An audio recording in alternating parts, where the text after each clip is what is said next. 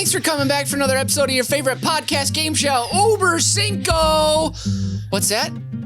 Your first time? Your first time? Well, holy crap! You're in luck! Oh my gosh! Oh my god! Guys, get out the crab dip! Chill the white wine! We got a first timer here! Sorry for all your returning guests.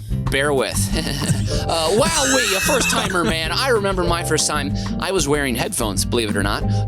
But please, get comfy, enjoy yourself, and welcome to Uber Cinco, where we deep dive top fives. I'm Mitch Brinkman, your host for today, and squaring off in our match are the old pros. He's the undisputed goatee, the strong boy wonder himself, Brian Ernst. Hey, Brian. And the man who will dunk again. He's 6'3" in socks. He's 6'4" in Jordans. He's 6'7" in pumps. He's Nathan Hennenfent. Hey, Nathan, what's up? Also, if your ears are itching for a certain top five or you want to challenge us, send in your suggestions at bizbear.biz to interact with the show. But today, our contestants, Brian and Nathan, will reveal and defend their top 5 personalities you meet at the DMV.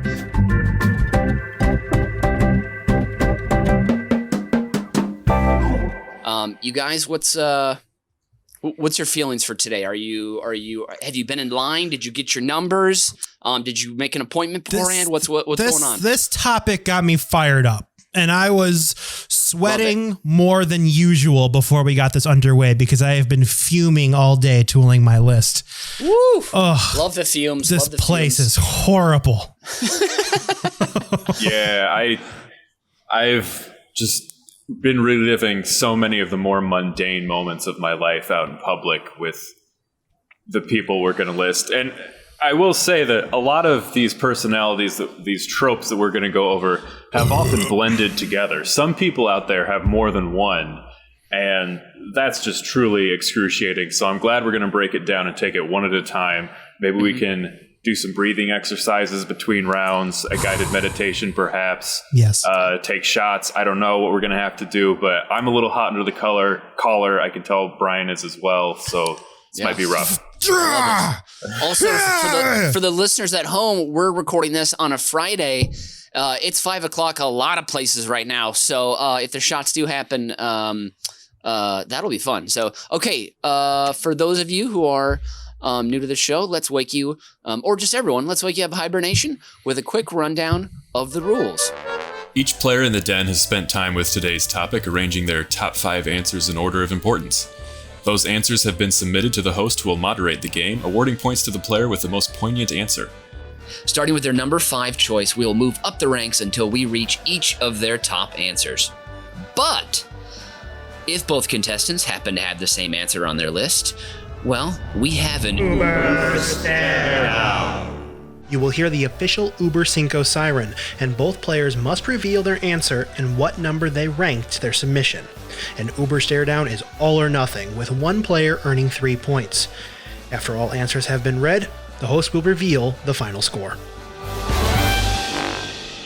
Now, as host, I am entitled to institute a house rule for today's game. And this rule is inspired by my own experiences at the DMV. Most recently, it contained a gentleman who fell asleep and evacuated his lower intestine onto the seat, creating quite a stir. Imagine, right? Although he slept through it. So whoever makes my stomach churn the most with a story or description will receive a 2-point bonus before the number ones are revealed. Good luck, gentlemen.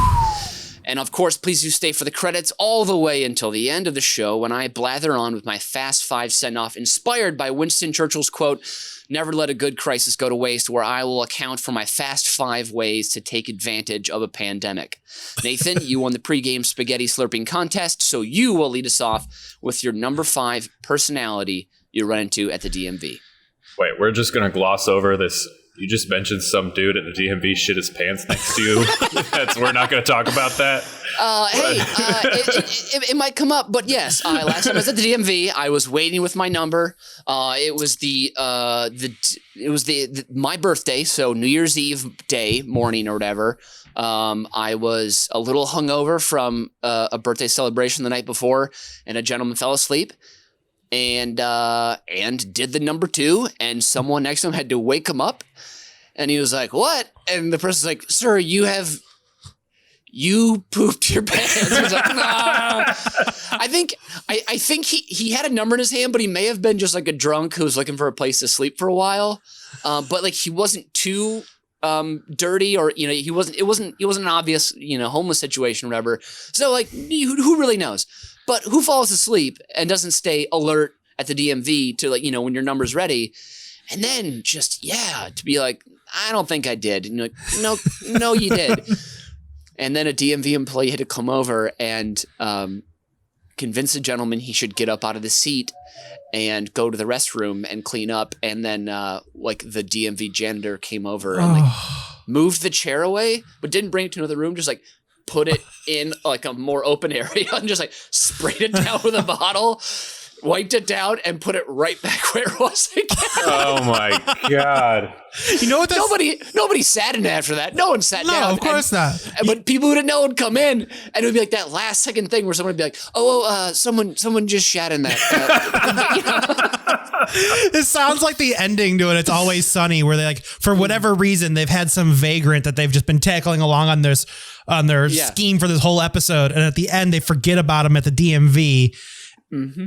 He takes a dump, and then someone yells number 2, and they go to credits. I feel like you lived.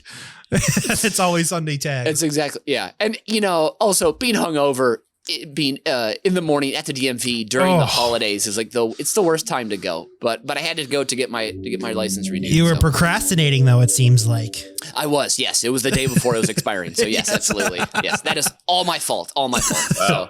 So best birthday ever. Wow. Yeah. You can see it in my ID photo. I look puffy. My eyes aren't looking at the same spot. It's a little sad. But yeah.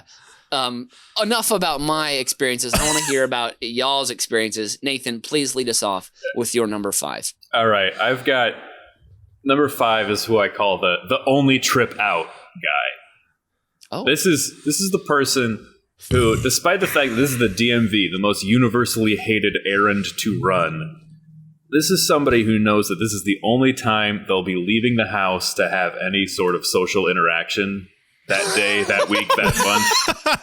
This is actually something they've had on the calendar. They've been looking forward to. They're going to milk it for everything it's worth. They're in line, and they're trying to talk to people. They're actually trying to have a conversation with other people who are hating themselves so much right now. A conversation is probably going to start off with like, oh, wow. Sucks to be at the DMV, huh? Wow. And that's going to take you real far.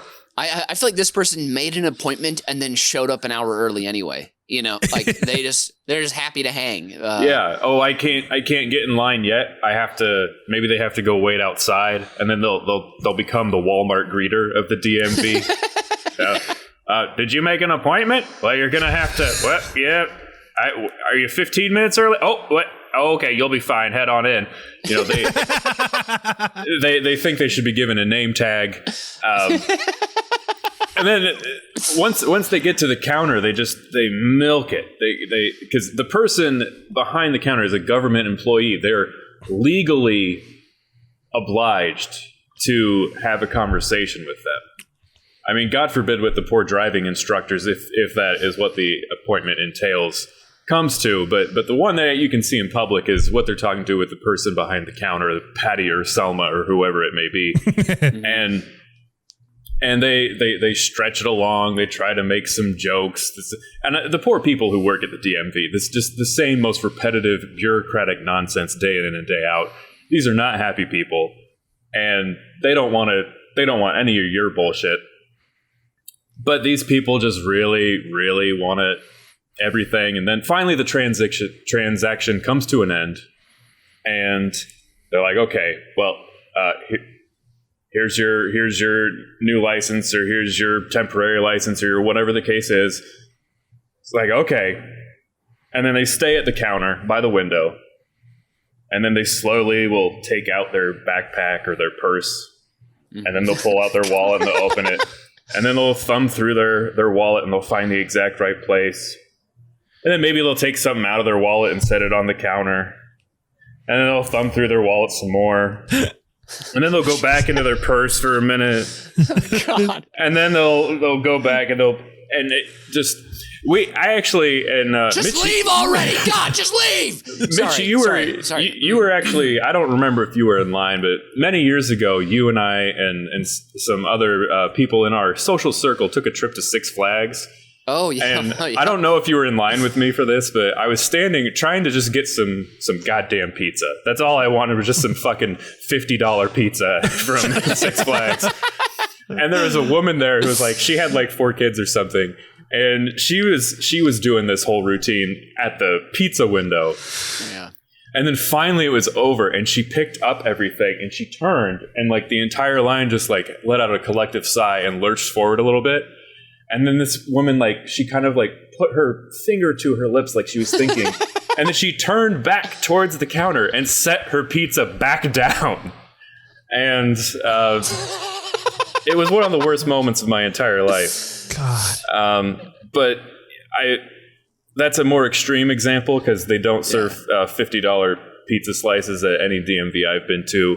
No. But they should. Yeah, it's a sad state of affairs because you kind of take pity on this person who's, you know, when they leave the DMV, where are they going? It's not a happy rest of their day. Yeah. But also they're bringing everybody down to their level. It's nobody wins. It's unpleasant.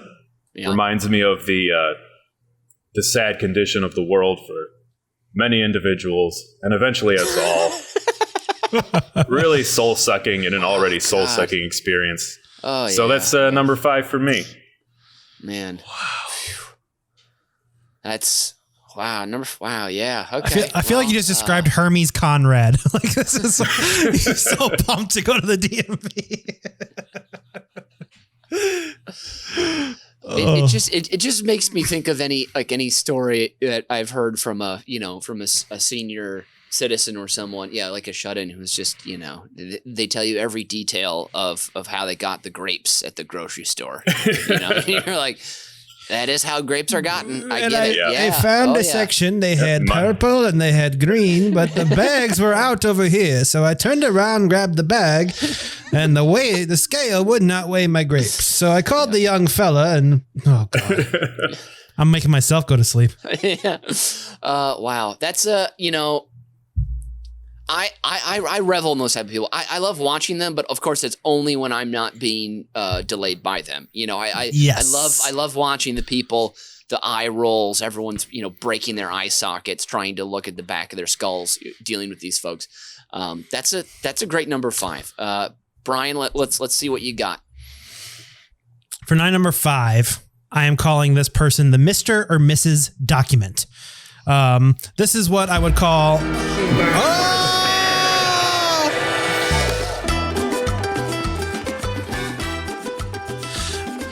Stare down time. Woo. All righty, let's stare down. Okay, so Brian, you have your number 5, which is Mr. and Mrs. Document. Nathan, his number 4 is extremely similar. It's the person who had no idea what a visit to the DMV entails, and they don't have their documents either. So, Brian, lead us off. Tell us. So I call this, the imbecile who never has the right paperwork, but then they continue to throw a fit that they cannot be helped because they didn't read the rules of what they were supposed to do. So I saw a lot of this recently. My ID had expired this year for my birthday back in March, pre-pandemic. And I went to a DMV I've never been to before because I was like, all right, I'm going to go to this one to see if the line is shorter. Bad idea. But anyway, this real ID situation is coming up now where everyone's going to have to get this if they want to travel by plane in the United States, whatever. But there's a lot of documentation that you need. It's like a social security card or a W-2. You need 2 residency documents. You need a proof of signature. You need all this crap. And this is where you get the person right in front of you who says, I didn't know I needed, or can't you do without it? Or can't I email the proof later? I've been waiting 3 hours. And you're like, no, there's a checklist online. It's a virtual checklist. Takes you step by step. Do not leave your house until you have this, this, this, and this. And all they want to do, because there's the pre-line, There's a line as you get in. They're like, how may we direct you at the DMV? You have to wait in that line first. Then they give you, make sure you have all your paperwork, and then they have to send you to the other line for your specific task. And this person always sets the roadblock for the first line. Everybody else just wants to get in, get to their place, and then this is the biggest holdup there is. Because these two people who are working at the DMV are the most miserable in the entire place because they have to deal with all the stupid questions right up front. And then they also have to be the bearer of bad news, and they do not care anymore. They don't care about your feelings. They don't care about anything. They're just like, can't help you. Next. You can yell all you want. Move on. Next. And they just got that stern tone, and you're just like... But Brian, what if my nephew Richard couldn't come over and help me use my Dell laptop to access the information? I never had the chance. You tell Dick that he can get the hell out of here. Oh, he's a nice nephew. Boy, that is... the Mr. and Mrs. document. Not my favorite person to be behind at the DMV. Those people also have the tendency, once they've been told, you don't have it, no, you can't do it, no, I can't pull up your email on my computer. They step one step to the left or the right. Correct. And then they just stand there thinking they're going to be able to solve it in the next minute or two on their phone. And they will not. No. Yeah, you're like that 4-year-old iPhone's not going to print out a social security card, sir. Leave. Get the fuck out the way. Exactly. That's. I went to the DMV this July on my birthday. I had to renew my license. Also, oh my God. I think I went the day before, not the day of. So, I'm 24 hours ahead of Mitch, at least this go around. Mm-hmm. We'll have the same race in 4 years. Look forward to placing wagers on that. True. And I had a guy, maybe 4 people in front of me, and he had to return to his car 3 or 4 different times. And it was I need the social security card. Okay. And this guy was minimum 175 years old, so the trips to the car took a while. And then he would come back with one document, and then it would be, I also need that.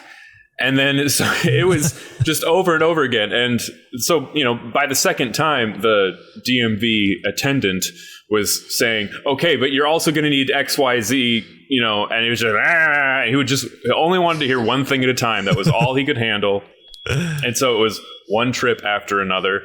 And also, I've seen other people who, it's not as extreme where you have to go out to the car, but, the normal person would, if you're carrying all the necessary pertinent documents on your individual, in your bags or whatever, you would organize them and have them ready to go in your hands. But some of these people just have no forethought. They wait till they get up there, and they don't own wallets. This is like, well, I got this money clip here, and then I got this little plastic bag here with some assorted coins and hairpins and some receipts. Or at worst, just like a plastic bag, like from a 7-Eleven. So I used to work at the Judge Mathis show, and we would get these people coming in from all over the country, and they'd be getting off of airplanes and coming straight to the studio, and they might just have a plastic bag with their personal effects, and I would be like, all right, well, I need your driver's license. And they'd like look through everything like, oh, I don't have my driver's license. I'm like, I don't know how they got in the plane with a driver's license. I don't know what happened. And then, we'd have to go through this whole song and dance where we'd end up calling friends or relatives in Walla Walla, Washington, or Intercourse, Pennsylvania, or wherever the case may be. And we had to dig up the one relative that actually had smartphone capabilities that could take a picture of their license and send it to us.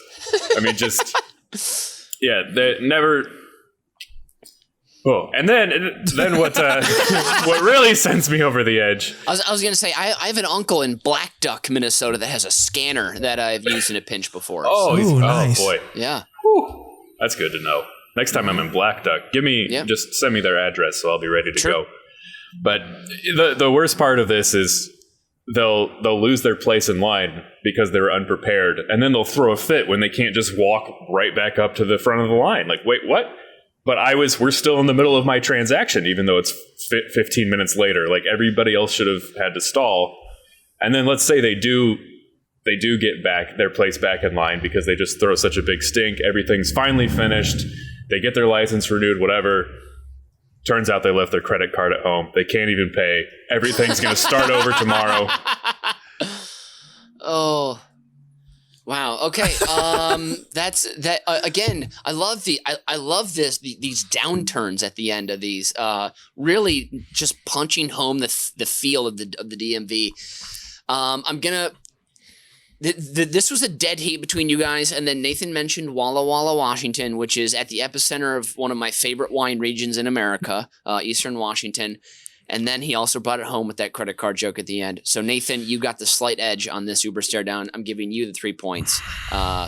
Swoosh. Excellent job. Okay. That will bring us to. Oh, I got to score Nathan's number 5 as well. And I love the one trip out of the house individual. I was looking for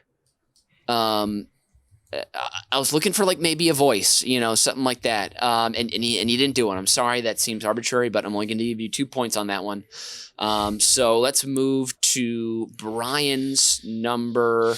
I was just trying to not be ageist against all the 98-year-old people I've seen do this, and I'm punished for my discretion. All right, I accept the judgment. You should have looked at the podcast marketing documents we had. No one above. How old are my parents? No one above 62. No one above, let's say 70 listens to this podcast. So, okay. Brian, give us your number 4. Oh, also, I just like to throw in real quick. Daryl and Eileen look absolutely great for 62. Wow. Took the words right out of my mouth. Wow. Wow, you're an asshole because they're actually 59. I forgot how old they were until just now. Oh, and I'm the asshole. I'm the asshole. I was gonna say I thought they didn't look a day older than 59. So wow, you're so good. Wow. Suck up. All right, number 4. I have what I'm calling the number spy.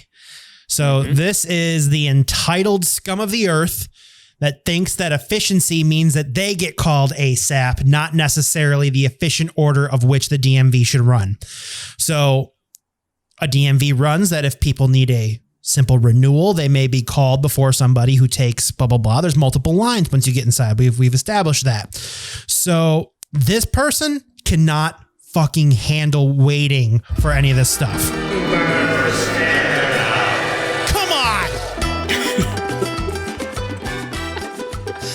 Do the dance. Come on, everyone's got to dance. Here we go. We are 3 white guys. Woo! Okay, so Brian, your number spy matches up with Nathan's number 3, the rules don't apply person. So Brian, please continue with your number 4, please. All right, so this is obviously the person who has a sense of entitlement. They got their number. They may have been waiting longer, but they are there for a more complicated process than maybe some other people. So when they see somebody's number or letter scheme or whatever called before theirs, it enrages them. And they'll either be like, this will be the person who'll either sit there and be like, and then just sitting there huffing and puffing. You'll just see out of the corner while you're waiting, reading your book or doing whatever. You take notice of them and they're doing this thing and they're just like, then the next time it's, oh, come on, for Jesus, for Pete's sake. And then it becomes verbal. It grows a little bit. And the next time we're like, all right, what's going on? This is only happening to me. Just to me, no one else. What? I was here for 3 hours. I've been here. What? Why is he so special? I have to admit that on my birthday day, I was hungover and I was thinking all of these thoughts and I had a couple and I was like, I should go up there and I say, excuse me, do you see what number I have? 22. That guy is 28. Like, what the, but then I was like, no, cool. This isn't a deli counter. This is a different kind of system. This is not chronological. Pay attention. And I was like, entitled twat. this energy doesn't need to be spat out into the room after that guy just pooped the chair. Correct. Correct. So, yeah. And this is also the same person that when they finally get up to the window and they start their conversation, right before they leave, they probably ask the question, and how many DUIs am I allowed before you take this away?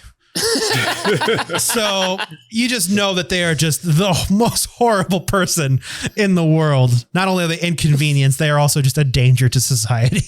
I would say, and if this person hasn't put like 3 boys through a full hockey AAU program yet, then they probably will in the future. Like, it sounds like a hockey dad for sure. Oh my God. I remember earlier this summer, I was visiting somebody in the hospital and I was walking to the elevators and I heard somebody in the waiting room. This sounds like a DMV conversation, but it wasn't. He was blowing up that his kids might not be able to play soccer this fall. He's like, what about his scholarships? All right. You can't cancel sports. This is what has to happen for him to move on in his life. We've been training for this. And I was like, holy, I got up out of that waiting room and I left. And I was like, this is the number spy. This is the same guy who's at the DMV and it's that guy. And I don't want to be around them. This is the same guy who starts a conversation after eavesdropping people behind him and they're talking about like the markets or something. And then he's like, Bitcoin is like just total trash, right? And it's only millennials that buy into it. Like, it's not real. Like, Bitcoin isn't, it's not backed by anything. And then someone says like, well, what about the US dollar? He's like, that was on the gold standard at one point. Like, it's the full faith of the government. And you're just like, please, white dad, just quiet. Hello, white dad. Just keep it to yourself. Yeah. Oh God, us in 20 years. No, because Bitcoin will be the only thing in 20 years, so we can't actually. Mitch, you're ruining next week's episode of Top 5 White Dads. Yeah. This is a quick top 1 list for both of you. What's your book that you read at the DMV? Twitter.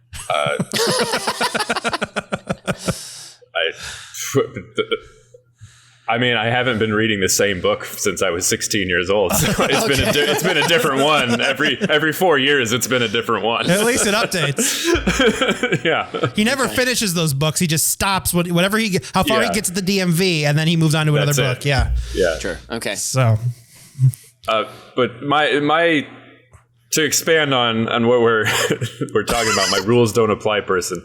I like the person who hasn't been in yet. They come in, they don't think the line is for them. They're like, excuse me, I only had one question.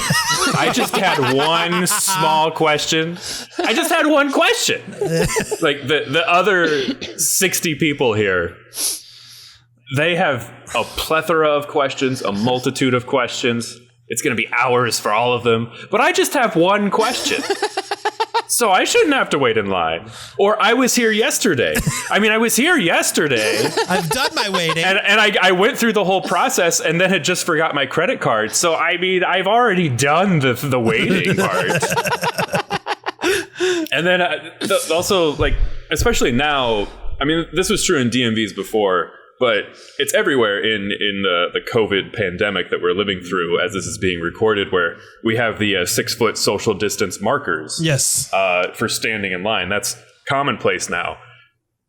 And there's this moment where, like, maybe the line, it filters, it funnels, if you will, somewhere, and then there isn't something that's clearly delineated. And being in the Midwest, I don't know how true this is elsewhere, being in the Midwest and definitely being in England where everybody is reserved and polite, and here in the Midwest, the default is sort of the polite thing. It's, there comes that moment where somebody needs to step forward, but we're not sure who it is. And at least particularly, and it reminds me of my family when at a Thanksgiving dinner, the blessing has been said. Everybody's like, all right, somebody eat. And it's like, everybody looks, makes eye contact. No, like, you go. Okay, you go. No, you go. No, you go. You go. No, you go. No, you go. You go. You go ahead. Go on.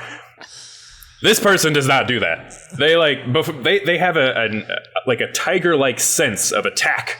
Before anybody even notices something is opened up, just boom, they're in. They're next in line. Mm-hmm. But then if it does go all the way to the front, they hate being told to stand behind a line and like, oh, please wait there, sir. So they wait. Mm-hmm. And then whoever is waiting on them behind the counter makes some movement that's more than just typing at the computer. Like maybe their arm reaches 2 feet away to pick up something that's printing, and they think, yep, I have now decided that is the signal for me to move forward. And they're like, sorry, sir, just hold on a moment. Like, what? Oh. Like, if somebody asks you to wait at a certain place, why would you move forward at any point before you are summoned forth?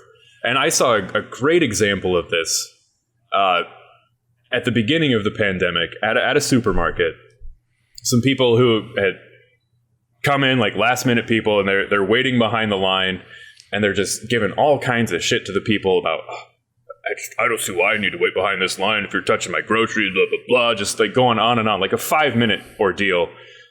And, I'm waiting, trying to get out of there, and they're making this huge stink about it, and it goes on. And I'm thinking to myself, like, man, this guy, like, 50 years from now, his grandchildren are going to gather around. He's going to draw them in a circle by the fire. And, Dad, tell us about the horrors of the pandemic of 2020. It's like, oh, you kids don't even know. I had to stand behind a line. You kids, there were people dying by the tens of thousands, but I bravely stood behind a line. You kids should try standing behind a line sometime. It builds character. Back in my day, we stood behind lines. This kind of reminds me of me at the beginning of this whole shindig when I got so mad that my Amazon packages were taking more than 2 days, and I felt I felt slighted at the beginning of this, and I was like, "This is how spoiled I am." Oh, so I may be this guy. I may be this guy.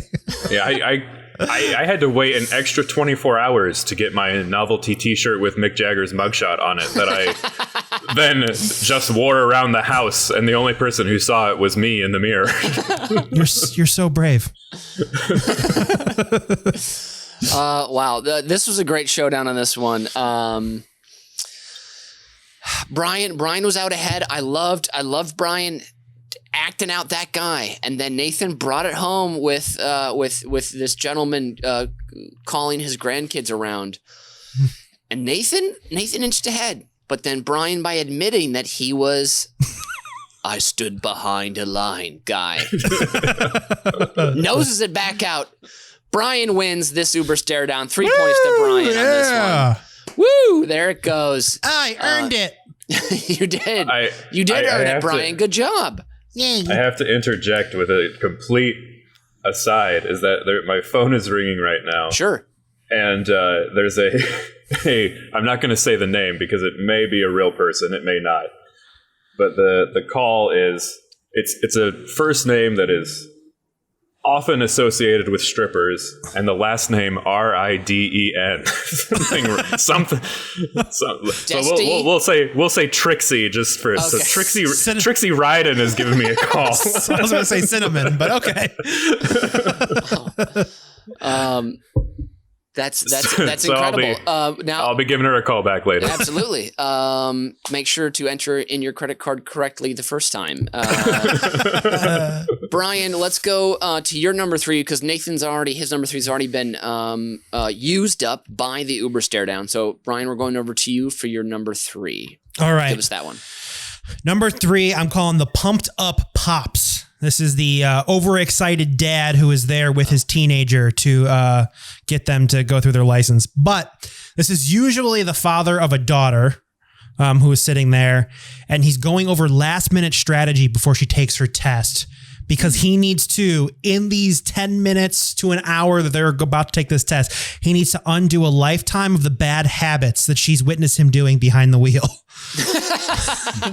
So he's sitting there and just being like, remember how I took those work calls while you were in the back seat? We don't do that. All right. And remember when I drove one-handed so I could eat my fries? Okay. 10 and 2 when you're in there. Okay.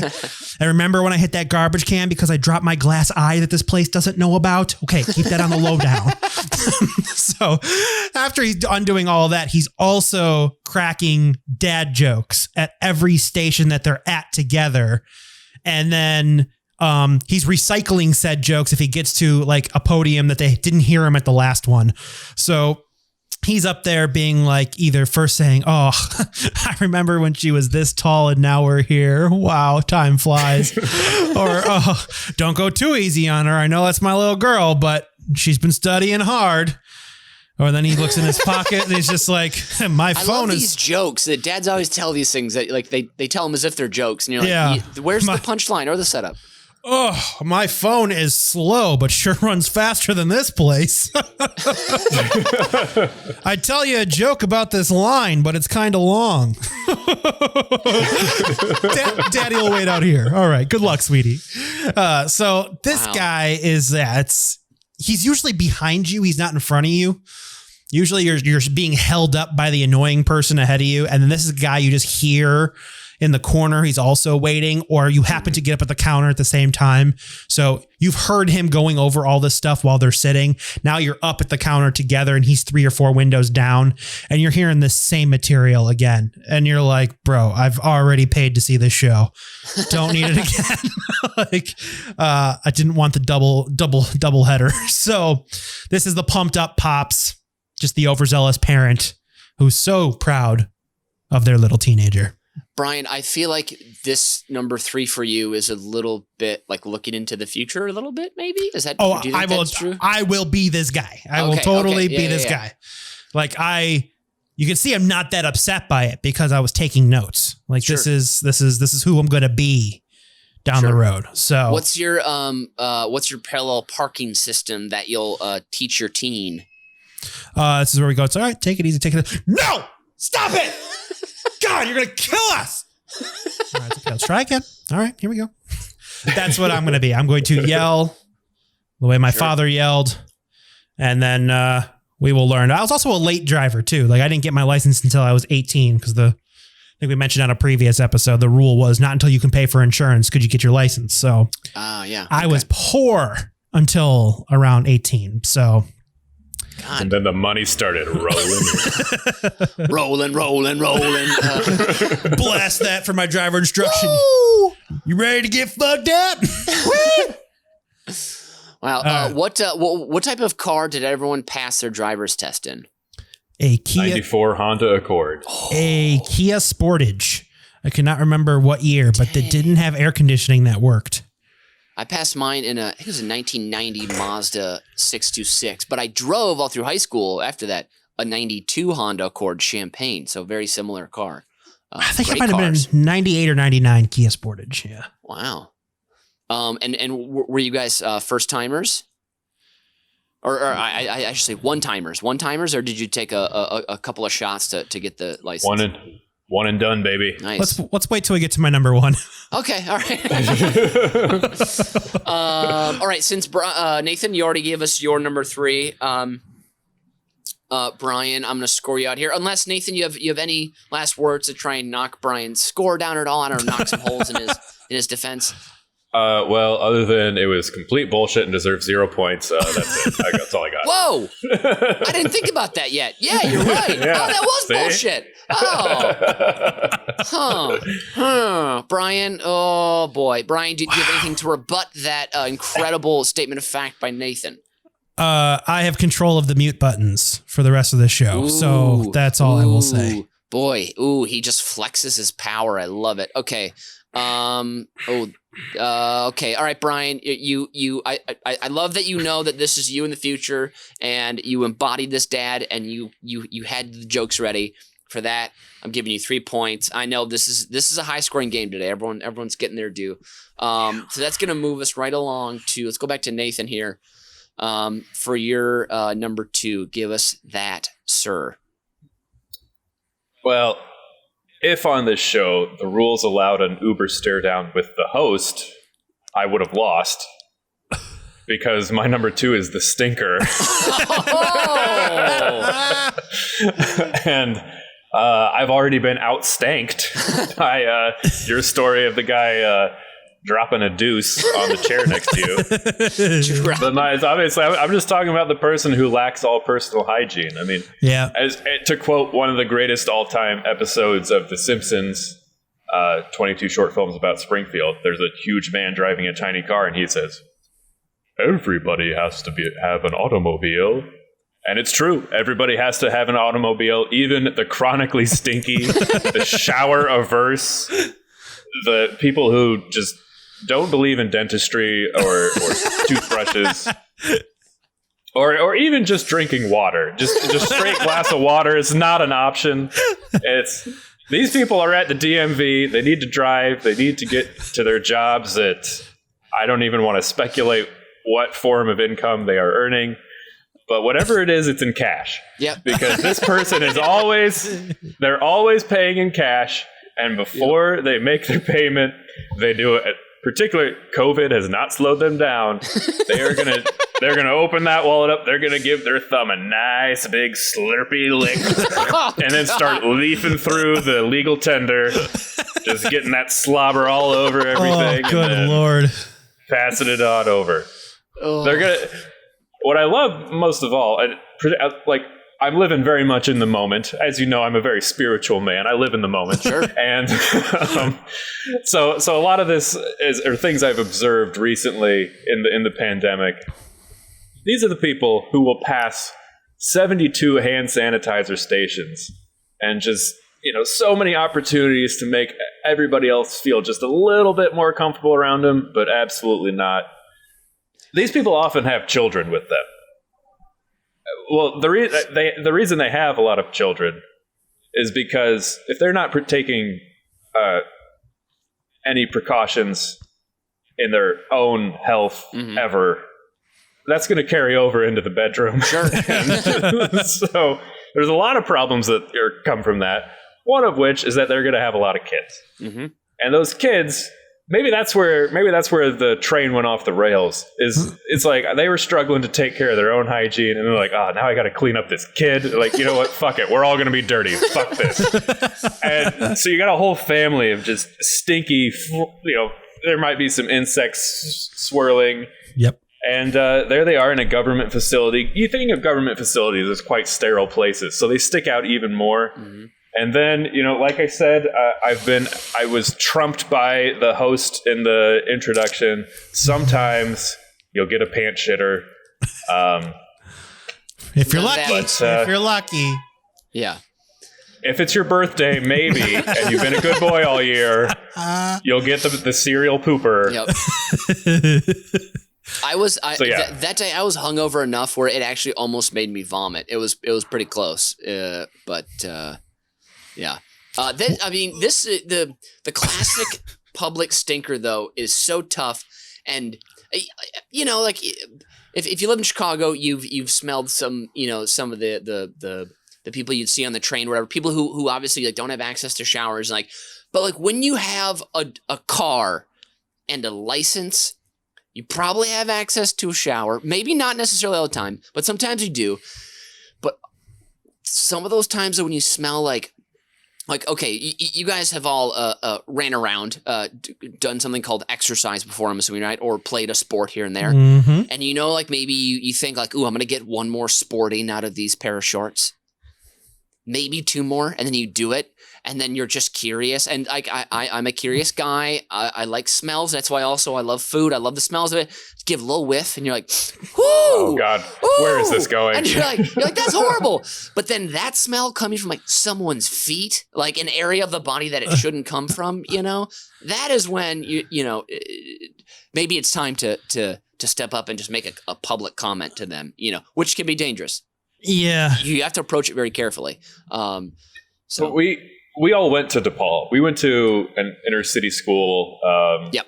We lived our off-campus housing was even apartments, and then we had dorms and whatnot. I don't know how much time you guys spent at sort of the more traditional American college experience, where often there'd be rented houses for students. Sure. They might 5 or 6 guys, 5 or 6 21-year-old guys sharing a house. Oh yeah. And they've got that shower that you feel dirtier after you get out of the shower than when you got in. Yeah. I feel like that's what this family, most of us were all right, we're 21, whatever, we're fucking gross. Yeah. And then you age out of that, and you make a little bit more of an effort. Sure. these are people who have their life is they've just decided that's the way they're gonna wet themselves. Yeah. Well, they're not the only living organism in the shower. They're one of thousands. Yeah. Well, Nathan, I don't know why you expect these people to clean their showers when Judge Mathis is coming on. I mean, you can't miss the judge levying fines and what for is to defendants and plaintiffs alike. So, yeah. And I just want to take this time to congratulate that lucky first listener today that they've gotten 38 minutes of poop talk. On their first foray in the den. So congratulations. It's been a special day. It's great. Okay, Nathan, or sorry, not Nathan, you just gave us your number 2. Brian. Literally and figuratively. I didn't want you to go there. Thank you very much, though. Brian, please bring us out of this poopy trough. All right. Jumping out of the trough, we have my number 2 here. It's not what you're thinking. It is the serial picture taker. So this is a DMV employee who has been given... An employee?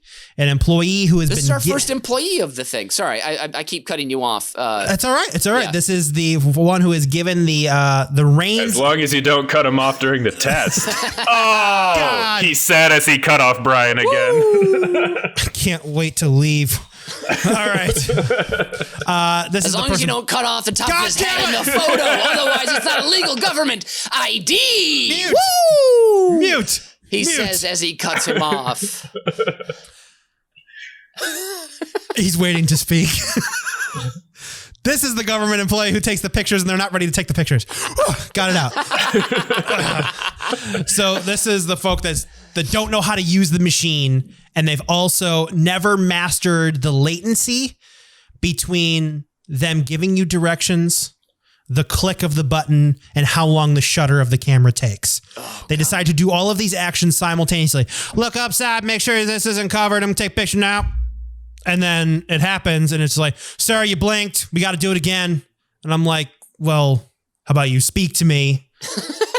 We're going to count down. You'll take the picture, and I'll be prepared. All right, I took it again. Didn't come out. You were talking during that. We got to do it again. And I'm just like, is your DMV attendant an auctioneer in Texas?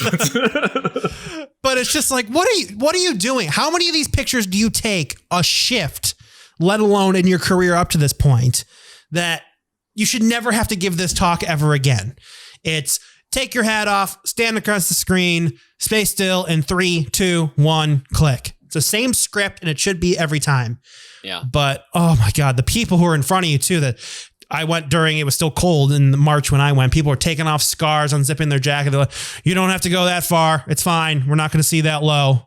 And they were just like, all right, fine. Can I leave my hat on? No, take your hat off, sir. Well, I wear my glasses. Should I keep my glasses on or should I take them off? That was this old guy in front of me. I'm just like, just leave your glasses on. No one cares.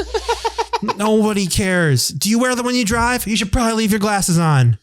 They will tell you if it's a problem. Go up there, stay still, and person pressing the button, just explain the rules and get me through the day. Mm-hmm. Because I'm already in hell's waiting room. I do not need this process to last for eternity. Get me through the line. This is usually the last step in the process too before printing. Or now they don't even print them on site. I had to get a temporary ID and they ship it to you 15 days later. And you're like, what is this place for? Why do I need to come here anymore if you're not even doing anything here? Yeah. The defense rests. Rant over. Ooh. Love it. This is for a picture taking situation. This works for a DMV photo, or if you're just taking photos with friends and family. This is a tip that I've attained from, I think it was from Oprah, but it's a great tip. When you're posing for a photo, you just say, yeah. And by saying yeah, you naturally have a nice smile. So when you're at the DMV, just say yeah a bunch. They'll think you're crazy, but you're not crazier than the stinker or the man who woke up not believing he crapped his own pants. So can we do a screenshot on our Zoom call right now of that? Let's test this out. Yeah, ready? 3, 2, 1. Yeah! Wow, what a lovely image the YouTube folks just got. There it is. And those were your guys' number 2s. Let me score you out here. Who boasted the healthiest number 2? Oh, Nathan, you were doing the Lord's work right now. I'm really into it. Just for that little comment there, I pushed you from 2 to 3 points. Excellent job, Brian. I really love the rant, but you didn't give me a personal story, so I'm giving you only 2 for that one. I'm so sorry, pal, but that's the way it goes. So let's move on to the number ones. We started with Nathan, so let's give Brian first crack at number 1 here. So, all right, here comes my number 1. Everybody ready? The careered, miserable government employee veteran. Oh, this is the one who has been there forever. This is the one who thinks their job is to control the universe. This person loves their job, and they love to instill their misery on everyone around them. Ooh. And I am specifically talking about the hag that flunked me on my driver's exam the first time I took it. This was me going in at 18 years old. Wasn't my fault. I was driving the car, and I was coming up a hill to get into a left turn lane to turn onto a street. I got into the left turn lane. We were coming uphill. It turned green. There was no arrow, so we were able to inch out and wait. I go to make my left turn as somebody comes speeding uphill the other way. Even though I have completed my left-hand turn, she failed me on my entire test because I didn't yield to that guy who was speeding. Wow. So she said, I can't pass you. And I should have known that I was in for a bad day, because the first comment she said when she sat in our 98, 99 Kia Sportage, you know, some instructors won't even get in a car this dirty. Whoa. Wait, so you were the stinker? No, just there was like crumbs on the floor. Brian, the stinker speaks. It wasn't my car, all right? So I was like, I am in for it. This is not going to go well from the outside. That is insanely rude to say that to someone. My Lord. So here's what happened. Wow. I failed. I come out, storm out, and my dad sees it on my face. I got the piece of paper, and I'm Dad, let's go. I hate this place. We leave, and I explained the whole story to him, and he was just like, we'll come back tomorrow. All right, it'll be fine. Yeah. So now I come back the next day. The instructor is now at the window giving me the paper that I have to go take to the instructor. Wow. So I see this miserable witch, and I get up to her and she's like, so you remember what we talked about yesterday? Mm-hmm. Let's try not to do that again. And she gave me the paper. Wow. And I was like, I'm not going to say anything I regret, but I'm going to think it until the end of time. Got to the car and I passed. So there's nothing I learned in 24 hours that really changed the outcome of this. It was this wench that didn't let me get through because she hates everyone around her. She just is so miserable that she had to take it out on everyone. So, God, I hope she's still there. I hope she still has to go to that job every day. And on the phone, I have live with us Kathy Herman from the Westchester Driving Services Outlet. I've been waiting years to talk to you. Oh, wow. Hey, you know what, Brian? Brian, score settled. You can rest easy, my friend. You can rest easy. Now that she is eternally marked in ink on the internet, I feel good. You know, it'd be so much fun. I would love to take control of your body and then drive your current car down there and then be like, I need to do a new driver's test. Have her try and get in and then pull the lock the door thing on her just like 5 times in a row. That would have been great. Yeah. Just be like, okay, now open it and then just keep doing. Yeah. That would such delightful, sweet revenge. If only if I had my wits about me at 18, man, that would have been such a good prank. Not everyone can insult the movie Hitch right on the spot, you know. Okay, that brings us to young Nathaniel, the tallest one of the trio. Give us your number one, sir. My number one is the belligerent. Fairly self-explanatory, but the first sign of this when they get in, you meet them in a lot of public places, but they put everybody on edge. DMV is already a bit of a tense environment. This somebody comes in. Usually the first sign is they're on the phone and they're having an argument on the phone. And normally it shows some sort of domestic discord. Yeah. I often find these people are not wearing sleeves. That tells you a thing or two. Bango, bango. And, very, very harsh language, no filter. They're speaking loudly enough that you can hear them on the other side of the room. Some F-bombs, some SOB bombs, some occasionally, and this is when you really got to watch out for them, the C bombs. And then it's real heavy. Things are getting pretty ugly behind the scenes. Oh, do they know the lady that I know at the DMV?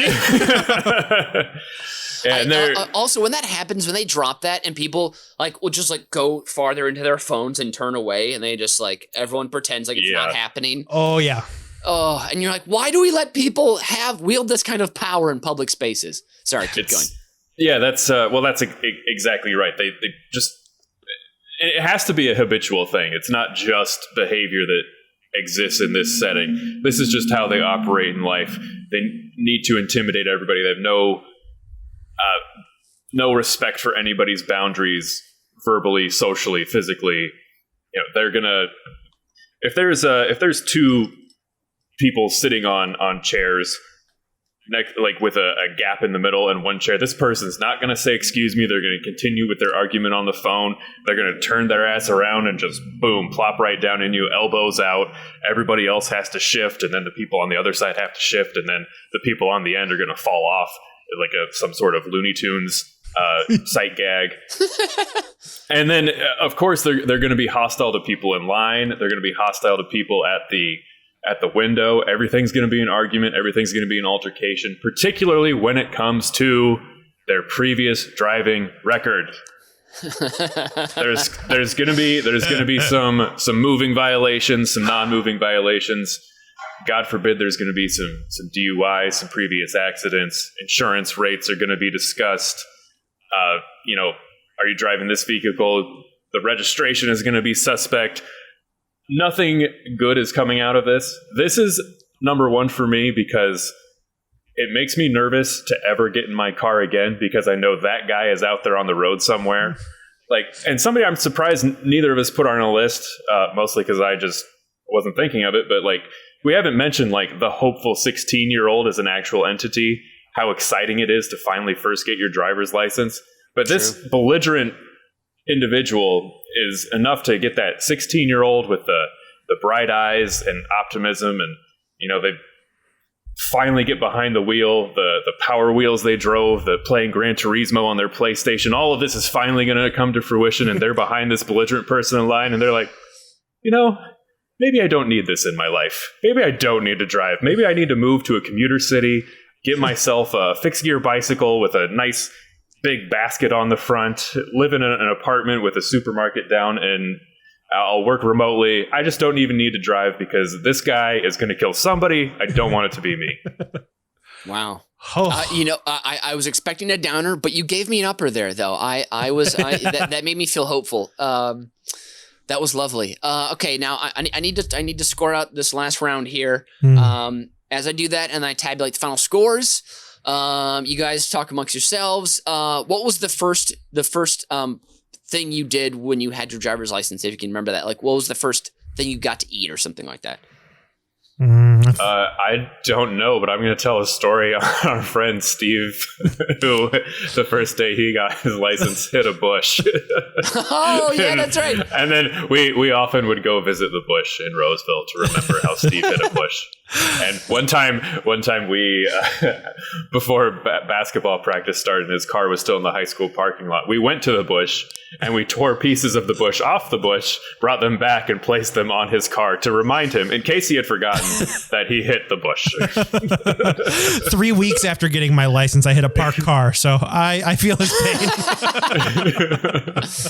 Both great first adventures. Okay, you guys both you both were a little shaky at first on the number ones, but you really brought it home. I'm very proud of both of you. I gave you both 3 points, and so that means the normal scores, you're both tied with 11 points, but I forgot to give the bonus before the number ones, but the thing that I felt the most uncomfortable during this prior to the number ones, because Nathan's number one was very uncomfortable, that idea of someone sitting between you and another person while still arguing on the phone makes my Midwestern bones sear with pain. But Brian mentioning the person who can't believe someone else has gone before them made me feel I've absolutely been that person, and that made my own stomach lurch. So it wasn't the stinker, but it was the brinker that got me in the end. So Brian, I'm giving you the 2-point bonus, and you are today's champ on Uber Cinco top 5 personalities you meet at the DMV. Congratulations. Thank you. I'll remember it always. Oh my gosh, incredible. All right, so that's near the end of the show. So right now we're going to go to the Fast Five. And again, remember, this is inspired by the Churchill quote, never let a good crisis go to waste. So here's my top 5 ways to take advantage of a pandemic. Number 5, shoot invites out to people you haven't seen in a while or commonly avoid, inviting them over for a dinner party. A, rejoice when they politely declined. B, rejoice when they accept and then you politely decline the day before, feigning symptoms. Or C, remember you were the good guy who reached out first in the name of friendship. Number 4, take a road trip. This is a great excuse to get back to your childhood by peeing in bottles and not securing the cap all the way back on again. I recommend a 32-ounce lemon lime Gatorade. It's my personal pick for beverage and waste container duo. Number 3. Cut your delts as if you're using a sharpened Ginsu knife, bro. Now that you don't gotta hop in your best-in-class torque Chevy Tahoe and sip your iced Dunkin' caramel protein cappuccino as you pick your way through traffic, it's time to slap some iron and lift it to the heavens, my broseph. Clearly, you'll be snaking those supersets 4x15s with high shoulder thunder booms and closing out the shoulder work with cross horizontal cable rows. But now it's time to refuel, Haas, and this is where I can't recommend enough Core Power Protein Milkshakes by Fairlife, the best pure protein nature has. They'll be an utter boon when you are seeking that big-time prote bloat, Chief. So clang and bang, my friend, those shoulders will be useful for something one day, maybe. Number 2. Finally, get acquainted with the email addresses, phone numbers, and physical mail addresses of your city council members, mayors, state reps and senators, congresspeople, U.S. senators, and any low-performing and amoral elected official in between. Use this new familiarity to demand justice for those who rarely experience it, demand housing and educational equity across the board, demand empathy and protection for the most vulnerable, and loudly voice that if their underwhelming performance continues, we will vote in someone who can do the job. And if you live in Chicago, download the Chicago 311 app and start asking for potholes to be filled. It works. You're welcome, Southport Clark intersection. And number 1, on the top 5 ways to take advantage of a pandemic. Number 1, add handy skills to your repertoire. And this need is launched, of course, when an everyday use item or piece of hardware is out of whack. For sake of the exercise, let's say your bathroom door. It's not closing properly. It sticks. The doorknob falls off from time to time due to the, oomph needed to close the dang thing. You investigate. It's a loose hinge plate. You got it. Grab your screwdriver and tighten those screws, pal, and you're done. 2 days pass, the door is being a squeaky wheel again. Your spouse gets trapped inside the doorknob again. Reinvestigate. Screws loose just as much, if not more, than it was before. You remove the coat hanger from the back of the door to ease the stress, and this just gives the screws more room to move in the wood holes. Damn, okay. Fill the hole with toothpicks for something to chew on. Screws are still loose. You begin to mirror the situation now. Someone has to poop, and you need a door. You stuff the hole with matchsticks. They're a little thicker. It feigns workage for 2 hours, but now you're trapped in the bathroom. You use an electric toothbrush to jimmy the knob housing. You're free. You drink a beer quickly. You remove the hinge bolts and remove the door, setting it aside to rest as you plot. You never see the black grease on your hands and touch a bunch of white stuff. You drink another beer very quickly as you wipe the mess to now it's just a barely visible black smudge on the wood trim and walls you touched. Your door is now a nautical-themed navy blue and white shower curtain. It does the job admirably, but the smell, oh God, the smell. You wake early in anxiety the next morning. You've missed 2 calls from Mother Nature. She's now screaming. You throw aside the shower curtain and play your dumb little design a train system game on your phone as you do business. You're at Home Depot now. You ask for the wood screws. You find them. You find the wood glue on your own after Chris, the helper, sends you towards the lawnmowers, the glue a floor above the whole time. You browse routers and miter saws. now is not the time. Maybe a new plant would make you feel better, but you resist, honest with how much love you already have to give to all your brave little planties at home. You're fixing again. A slight smell lingers. You're eager to fix this door. You fill the beaten up wood holes with glue and matchsticks. You discover the old screws were 1/2 inch long. These new ones are 2.5 inches long. You boil with confidence. Glue has dried. You equip the drill and slot home the new screws. No wobble, no shimmy. Hallelujah. Maybe I should try the church down the street. You lift the door into place. Hinge pins slide back in easy with a WD-40 spritz. You mind the grease this time. You test it out. You set a high score designing a train system in 1968 London. Woohoo. You exit the bathroom without issue. And that's how you fix a loose door hinge. You're very welcome. And that was this week's edition of Uber Cinco. Please rate and review our show on Apple Podcasts. And once again, we love that hearty womp word of mouth. So please tell your friends about us and send them your favorite episode. From the Great Plains of Berwyn has been Brian Ernst. And calling in from the arroyos of Old Irving Park has been Nathan Hennenfent. And from the bluffs of the Sopoco shopping district, I've been Mitch Brinkman, and as BizBear always says, no need to sharpen your claws if your roar carries. Auf Wiedersehen and adios.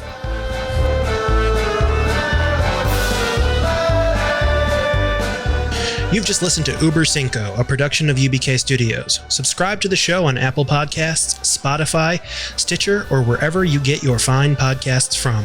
If you like what you hear and want to support the show, please visit our Patreon site at patreon.com/UBK Studios. Every little bit helps us keep the lights on and the bill collectors at bay. Keep tabs on us on all the social media at UBK Studios, and most importantly, subscribe to our YouTube channel so you can see that we really are just a bunch of good Midwestern boys.